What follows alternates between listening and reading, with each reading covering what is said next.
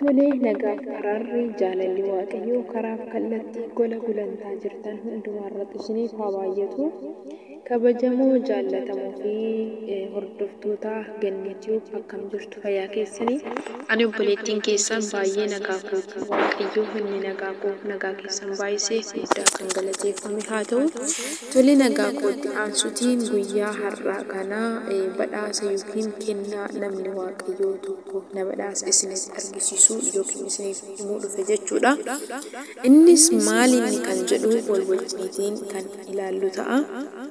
Sanarra chaanala koo haaraa warri taatan sabiskiraayib gochuutiin mallattoo notifikashinii fuula dura jirtu kootiin maatii koo ta'aa isiniin jechuu jaalladhaa. Warri maatii koo taatanii jirtan immoo kennaan kun maalinni arguu barbaannaa jettanii warri hagaan nagaa isin gaafadhutti jarjartanii yoo jiraattanii warri obsitanii isin dhaggeeffataa jirtanii yaada keessan koomentii jalatti naa kaa'aa. Akkasuma chaanala koo yoo viidiyoon ani hojjedhu isinitti tola ta'e dhalootaaf irree sheer godhaa isiniin jechuun jaalladha. Kanarraatiin karaa tokko tokkotiin na jajjabeessaa. Sababbiin isaayyuu gaafa wal jajjabeessinee jajjabina keessaa barumsa baay'ee waliif dabarsuu dandeenya. Gaafa garuu jajjabinni wal bira hin jiru ta'ee namni haamileensaa dadhabaa yookiin kufaa deema jechuudha. Waan beekumsa keessa isaa jirurree baaseetu nama barsiisuun yookiin namatti himuun nama qajeelchuutti inni dadhaba jechuudha. Kanaatiif wal jajjabeessaa walaa jajjabeessinu isiniin jechuun ergaa koo isa jalqabaa ta'a. Kanatti aansutiin kennaan koo inni obboleessi koo Boonaa namni jedhamu naaf kennee maalidha inni jedhamu wal wajjiniitiin kan ilaallu ta'a jechuudha. Tole egaa namni waaqayyoo kuni guyyaa ganama tokko jechuudha. Guyyaa har'aa ganamaadha. Akka carraa ta'ee chaatirraatii otoo waliif barreessaa jiru carraa lakkoofsa wayii naaf kenname jechuudha. Anaaf obbolaan koo biraas turaniiru. Kanaaf carraan kun lakkoofsa kana namni lakkoofsa kana argate badhaasa qabaa jechuudha. Lakkoofsa obboleessi keenya qabe kun jechuudha.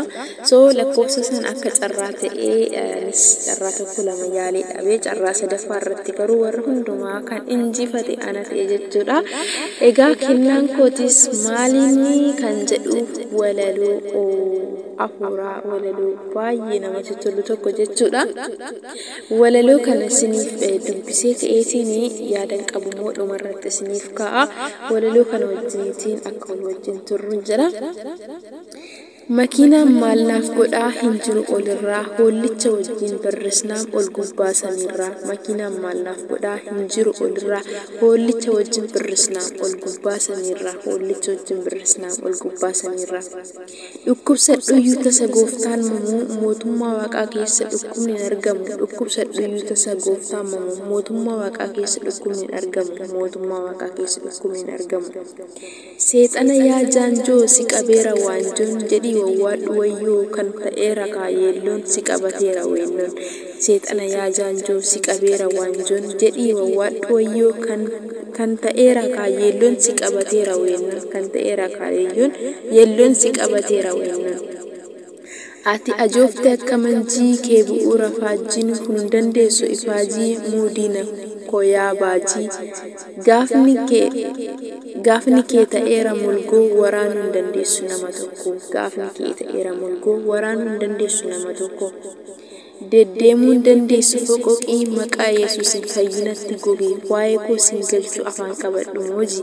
Deddeemuu hin dandeessu foqoqii maqaa Yesuusin fayyatti goge waa'ee koo sin galchu afaan qabadhu mooji. Waa'een koo sin galchu afaan qabadhu mooji jedha. Walaloo baay'ee namatti toludha. Gooftaan abbaa koo baraa fi jireenya obboleessa kiyyaa haa eebbisu jechuu jaalladha.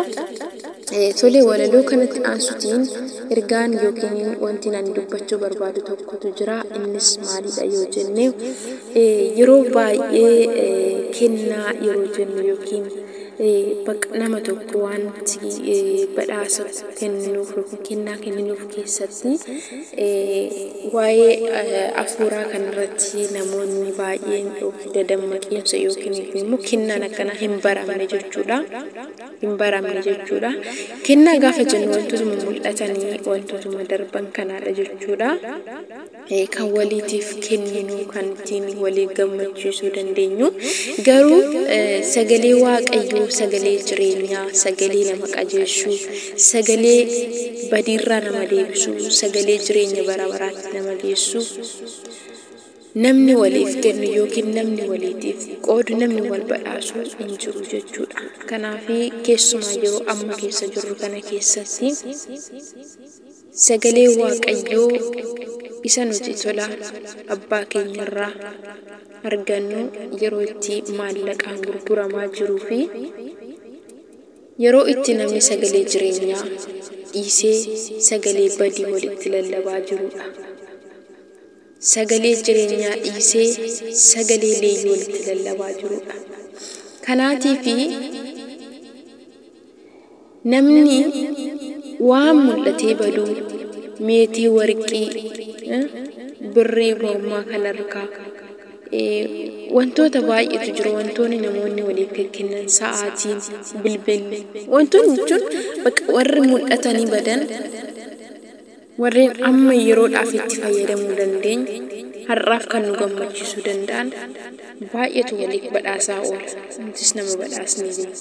Haa ta'u garuu sagalee jireenyaa sagalee waaqayyoo isa seenaa namaa jijjiiru isa yaada nama jijjiiru isa karaa qulqullaaf karaa qajeelarra nama oofu namni nama badhaasu hin jiru jechuudha. Dhugaa dubbachuutiif jalqaba gaafaan akka lakkoofsa kana waamuuf naaf himu maal akka ta'e baqqaa jechuun xiqquma gaara kanatti hin yaadneen ture maal akka ta'e sin beeku garuu biizii ta'e haala hin jiruma keessatti wanta kana dhuma isaa baruudhaaf baay'een ariifadhe.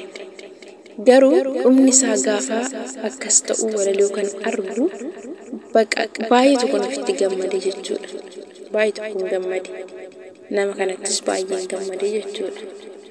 Kanaaf namoonni tokko fakkeenyaaf piraankii gaafa wal godhan yookiin immoo sarpiraayis gaafa wal godhanii wanta namni tokko nama sana sarpiraayis itti godhetti namni sun baay'een gammada jechuudha. So ani immoo isa mul'atu sana caalatti gammachuun koo caalatee argame jechuudha natti. Maaliifiini sagalee jireenyaatu gara koo dhufe. Yeroo sanatti bakka ergaan guddaan tokko walirraa kanaa dhufettiin amanee akka amantii kootii immoo naaf ta'es naaf ta'as. Kana isiniin jechuu jaalladha obboloota kooyi. Kanaaf yeroo baay'ee sagalee jireenyaa sagalee nama qajeelchuu danda'u sagalee badiinsarraa nama deebisu sagalee dukkanarraa ifa nama baasu sagalee abdii kutannaa nama keessaa baasu yeroo walii badhaasnee yeroo waliif kenninee yeroo itti wal barsiisne itti wal gorsinee baay'ee namatti tola jechuudha. Yaanni koo innarraa kana fakkaata. Viidiyoo biraatiin haga walitti deebinutti turtii gaarii. Shalom.